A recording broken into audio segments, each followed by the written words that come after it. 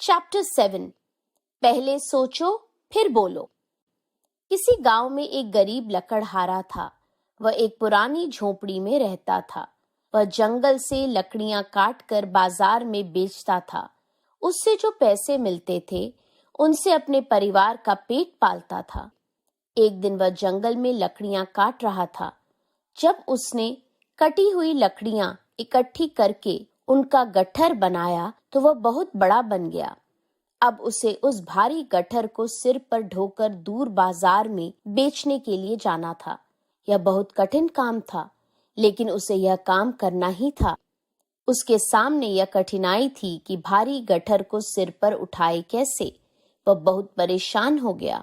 दुखी मन से वह बोला, इस दुख भरे जीवन से अच्छा यही होता कि मुझे मौत आ जाती।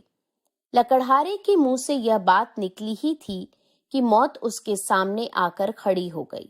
वह बोली, कहो भाई, तुमने मुझे क्यों पुकारा है? मैं तुम्हारी सहायता करने को तैयार हूं।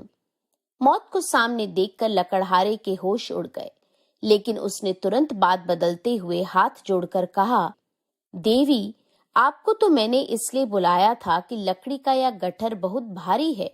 यहाँ मेरी मदद करने वाला कोई नहीं है, इसलिए आप कृपा करके थोड़ा सहारा लगा दें तो मैं इसे सिर पर रखकर बाजार चला जाऊं। मौत ने कहा, ठीक है, मैं तुम्हारी सहायता करती हूँ। मौत ने गट्ठर उसके सिर पर रखवा दिया और मन ही मन मुस्कुराती हुई वहां से चली गई। लकड़हारा भी चुपचाप वहां से चलता बना।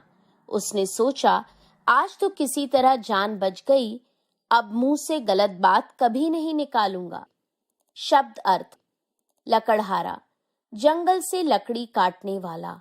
कठिन, मुश्किल। परेशान, दुखी। होश उड़ गए, घबरा गया। तुरंत, एकदम, तभी। कृपा, मेहरबानी।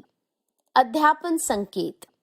अध्यापक बच्चों को बताएं कि हमें भूल कर भी गलत बात मुंह से नहीं निकालनी चाहिए, क्योंकि इसके कारण हम कई बार मुसीबत में फंस जाते हैं।